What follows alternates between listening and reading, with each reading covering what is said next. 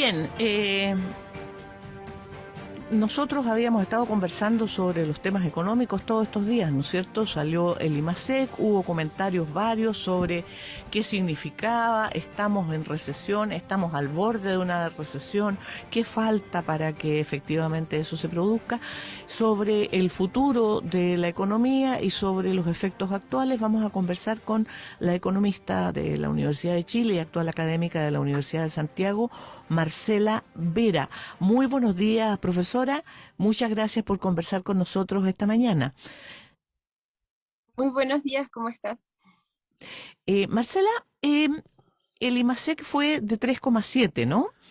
Eh, Esto significa, según algunos, que empieza a enfriarse, como se dice vulgarmente, la economía lentamente. Eh, ¿Qué efectos positivos tiene dentro de lo que es la actual situación económica? ¿Qué efectos negativos? ¿Y qué podría pasar en el futuro? Sí, bueno, al parecer ciertos sectores políticos y económicos en este país se han olvidado de cuando crecíamos al 7% y eso era bienvenido.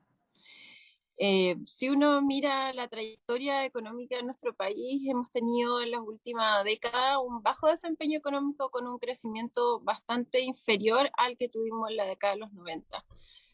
Con esto quiero decir que en ningún caso un proceso de desaceleración económica es algo que uno podría vincular a fenómenos positivos respecto de el actual contexto que también tenemos a nivel económico.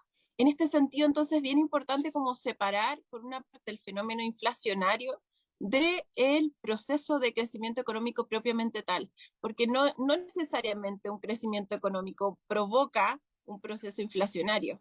Son determinados aspectos del crecimiento económico los que pueden potenciar que aumente la inflación. En este sentido, entonces, por ejemplo, un aumento indiscriminado del consumo que no está siendo acompañado por un aumento significativo en la producción de bienes genera entonces un fuerte impacto a nivel de precios. Eso es lo que podríamos observar como parte de lo que tuvimos en Chile el año pasado. Este año hemos tenido además un alza muy importante en términos de los costos que tienen que enfrentar las empresas en Chile. Y eso implica, por supuesto, que haya una inflación, pero no por el lado de la demanda exclusivamente, sino que fundamentalmente por el lado de los costos, es decir, por el lado de la oferta. Por una parte, por el aumento de los costos, pero también por el desabastecimiento que hay respecto de algunos productos, precisamente en esta correlación de ámbitos que se ha producido que tiene que ver con la crisis climática que tenemos en curso, con la crisis sanitaria, con la crisis económica que también existe, pero también con el conflicto entre Rusia y Ucrania que ha desplegado, ¿cierto?, un alza en los precios del petróleo, pero también de algunos otros alimentos y fertilizantes, en particular, cuestiones que elevan el precio de los otros alimentos y productos que tenemos en los mercados. Entonces, ese tipo de factores que no son solo exclusivos de, digamos, de lo que ocurra con el crecimiento económico en nuestro país, sino que obedecen a un fenómeno mucho más complejo y que por tanto, en la medida que nuestro país crezca, va a poder tener mejor, digamos, soporte para poder enfrentar el próximo periodo que se avecina, que ya muchas instituciones, y esto ya es bastante transversal en términos del análisis, es que va a haber un proceso de esta inflación, es decir, de menor crecimiento acompañado a su vez con inflación. Este fenómeno es súper perjudicial para las economías del mundo y en particular para nuestra economía porque en definitiva generas una disminución de los ingresos y una alza, ¿cierto?, en los precios que tú pagas. Ujú. Marcela, ¿y qué también preparado está nuestro país para ese escenario que se proyecta? Bueno, en este nivel yo diría que es como bien importante como salir de como los fenómenos más dogmáticos que tienen ciertos economistas en nuestro país y es importante entonces generar políticas públicas basadas en la evidencia. Por ejemplo, vimos en los últimos 2 años que se desplegaron una serie de políticas keynesianas para poder enfrentar la crisis. Sin embargo, hoy día estamos más bien orientados a generar políticas públicas desde el monetarismo, es decir, desde esta concepción en donde reiteradas alzas en la tasa de política monetaria generarían en efecto un impacto sobre la inflación hacia su disminución. Esa cuestión nosotros, si la analizamos en términos teóricos, hay monetaristas entonces que refuerzan ese argumento. Sin embargo, lamentablemente no hemos visto que el alza en la tasa de política monetaria haya tenido un impacto positivo en la inflación en términos de su disminución y por tanto necesariamente debiesen incorporarse otro tipo de escuelas y por tanto otro tipo de análisis e instrumentos para poder enfrentar la actual coyuntura. Hoy día yo diría que tenemos un déficit muy importante en términos de la aplicación de políticas económicas respecto de periodos de crisis. Y eso es parte también del acumulado neoliberal que tenemos a nivel institucional, pero también dentro de las mismas escuelas de formación de los economistas que han implicado un reforzamiento hacia las políticas monetaristas en desmedro, ¿cierto?, de políticas keynesianas como lo podrían ser, por ejemplo, un aumento en el gasto fiscal, un aumento de un gasto fiscal específico asociado a la inversión para poder generar un nivel de empleo y de crecimiento económico que permita reforzar los mercados, generar mayor producción y entonces disminuir la inflación. Ese tipo de prácticas, digamos, son parte de aquellas cuestiones que nuestro país, digamos, ha postergado durante muchos años, porque nuestro país, en definitiva, ha dejado que el mercado opere, digamos, como mejor le convenga. Sin embargo, eso no ha estado asociado con los beneficios que requiere la población, pero tampoco ha estado asociado con un proceso de industrialización o de desarrollo. Y por tanto, los déficits que tenemos en la estructura misma a nivel productivo son bastante importantes, también en su nivel de productividad y por supuesto en la generación de un empleo de calidad. Son varios temas. Uno se plantea, ¿no es cierto?, qué posibilidades hay en medio de este contexto económico de dar un giro y de hacer esos cambios que mencionas, porque uno supone que con el actual gobierno podría haber mejor disposición, ¿no es cierto?, a tomar esas otras medidas, como por ejemplo mayor inversión pública, ¿no es cierto?, para generar más empleo. Eh, ¿Es posible hacerlo en este contexto económico? ¿Las actuales autoridades que están manejando la Hacienda, economía, son proclives a hacer un giro en ese sentido? Y por otro lado, quiero aprovecharte, preguntarte, Marcela, eh, esto que decías que no ha tenido efecto, y es claro que no ha tenido efecto en la inflación, que son estas alzas de tasas permanentes que tiene el Banco Central, ya se anuncia, ¿no es cierto? Parece una nueva alza. em, y ha habido críticas al Banco Central respecto a su actuación. ¿Qué opinión tienes respecto a cómo ha funcionado el Banco Central en este contexto?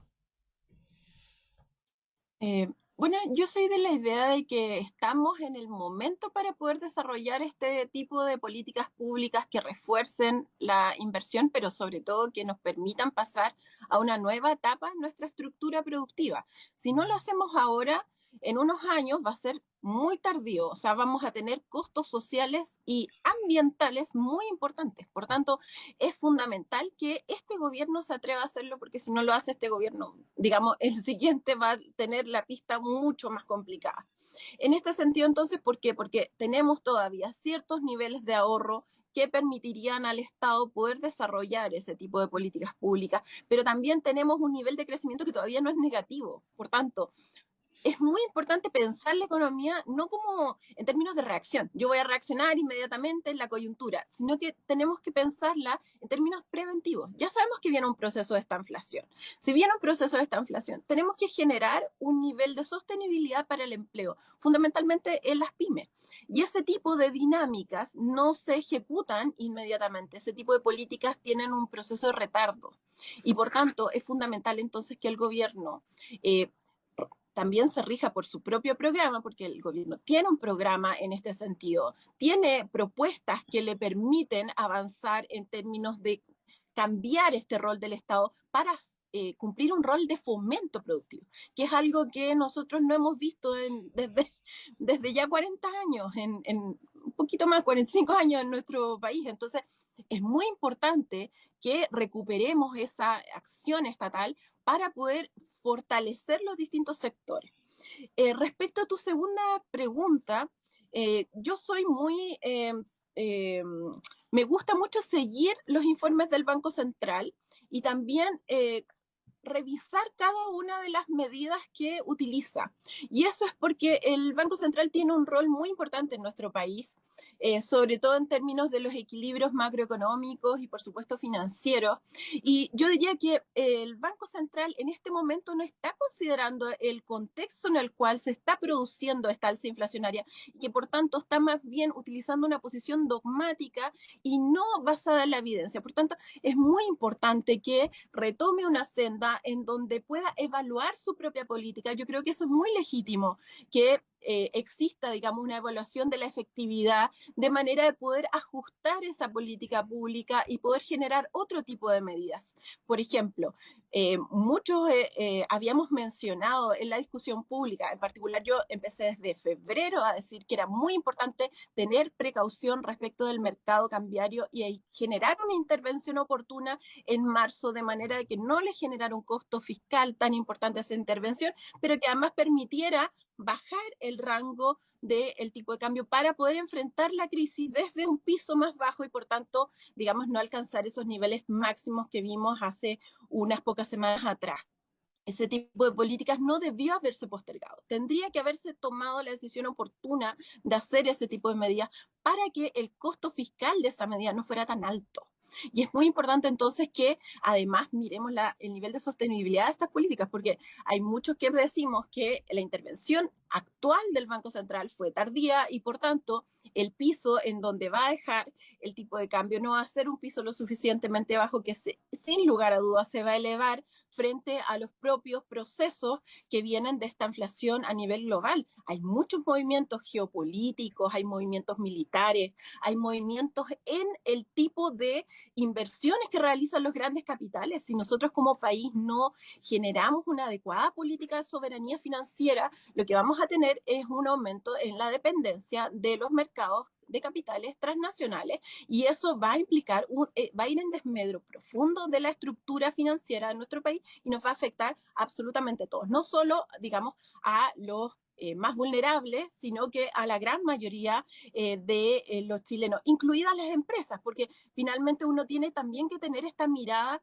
no solo a nivel de la microempresa, sino que también de la gran empresa. Si nosotros nos debilitamos en nuestra estructura productiva, más allá del resultado del estado financiero de la gran empresa, lo que vamos a tener entonces es que va a ser una sociedad en donde estos niveles de conflicto que hemos observado ya desde en el PNUD ha sido planteado desde 1996 como un problema incipiente y que por supuesto en el estallido social pues se quedó muy claro para todos en que este estallido se produce por un malestar social, producto precisamente de un proceso de segregación, de exclusión, de exceso de abuso sobre la población y por tanto ese tipo de dinámicas no podemos seguirlas profundizando porque si no van a generar un nivel de conflictividad aún más alto. Entonces las políticas económicas se tienen que realizar oportunamente para que tengan una efectividad en el momento que se requiere y no simplemente estar a la expectativa de estar en el peor momento, en el peor escenario para tomar la política económica que Chile necesita. Ujú. Marcela, nos quedan un par de minutos, pero te quería preguntar a propósito de uno de los temas que mencionabas en la respuesta anterior, que sin duda alguna es uno de los que más genera preocupación en la gente cuando se empieza a hablar de recesión, que es la protección del empleo. Estamos en un periodo en el cual se está recuperando recién los empleos que se perdieron durante la pandemia. Ya vamos a hablar de la calidad de los mismos, que es otro tema también bastante importante, pero se está en este proceso de recuperación del empleo y también hay un consenso respecto de que no basta solamente con mantener el empleo, sino que también se necesita que estos empleos sean cada vez de una mejor calidad, mejor remunerados, etcétera. ¿Cómo se proyecta eso considerando el escenario que se está viendo a futuro?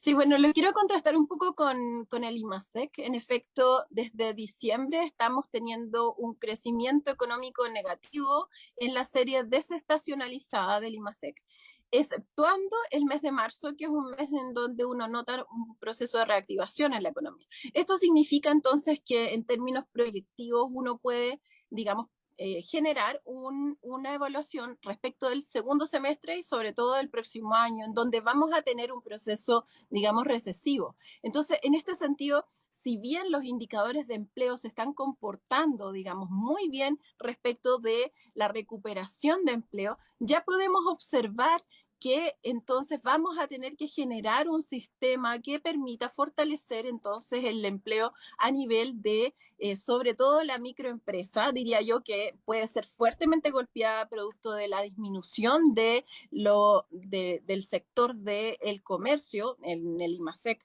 digamos, se muestra una disminución de menos 5,9%, y eso para la gran empresa, digamos, es algo que puede resistir, pero para la pequeña empresa, que además está teniendo un aumento en los costos de los créditos, pero además está teniendo un proceso de inflación, es decir, de los precios a los cuales esas empresas compran sus productos también son un poco más altos. Entonces, digamos, las pymes no están teniendo digamos, un escenario de beneficio respecto de esta situación en ningún caso. Sí, entonces, si lo miramos en términos también proyectivos, es muy importante generar algo que permita dar sostenibilidad al empleo en Chile, que está muy asociado al trabajo que hacen las pymes de descentralización, de construcción de una estructura intermedia a nivel económico que normalmente da soporte incluso a las grandes empresas con estos sistemas de subcontratación, pero que también permiten entonces generar un sistema de redistribución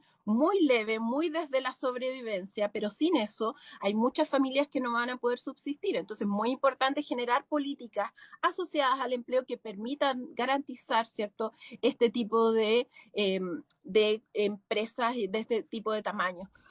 Es fundamental también que uno mire esta situación de la pyme asociada al empleo también en relación a que hay emprendimientos que son fundamentalmente constituidos por mujeres, y entonces ahí también hay un sector que fue fuertemente golpeado estos últimos años por la pandemia, luego porque los sectores económicos en donde hay más mujeres también tuvieron un nivel de retardo importante. Entonces es fundamental generar políticas públicas más específicas en particular para el fomento del empleo en esos sectores. Y eso es un sistema de subsidios que nos permita entonces avanzar en la consolidación de la estabilidad en el empleo en Chile, pero también acompañados con políticas que permitan mejorar los niveles de precarización. La Constitución va a avanzar en este sentido. Hay un mejoramiento en algunos ámbitos, sobre todo en términos de la negociación ramal, y por tanto va a mejorar la negociación que vamos a tener a nivel sindical. Las empresas en nuestro país en general tienen solo un 6%, tiene sindicatos, y en general tenemos un 20% de sindicalización en nuestro país. Por tanto, todavía son indicadores bajos, y este cambio en la Constitución podría fomentar un aumento en la sindicalización o del poder de los sindicatos para mejorar también los procesos de negociación respecto de los beneficios laborales. Marcela Vera, académica de la Universidad de Santiago, economista de la Universidad de Chile, le agradecemos muchísimo que haya conversado con nosotros esta mañana. Muy buenos días. Muy buenos días, que estén muy bien. Claudio, sí, son las 8:02. Tenemos que hacer una breve pausa. Ya viene nuestro director, Patricio López, y tenemos programa hasta las 10 de la mañana. Así que quédese con nosotros y ya volvemos. Sí, nosotros nos encontramos mañana, Juanito. Hasta mañana, que esté muy bien.